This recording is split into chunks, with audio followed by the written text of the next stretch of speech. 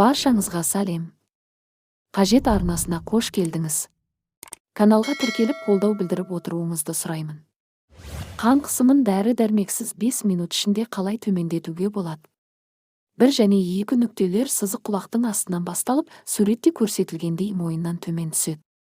Осы сызықты саусақ ұшымен басыңызда, басынан аяғына дейін ақырын сипай отырып, жеңіл ырғақпен төмеге қарай массаж жасаңыз. Процедураны бастың екі жағынан 10 рет қайталаңыз.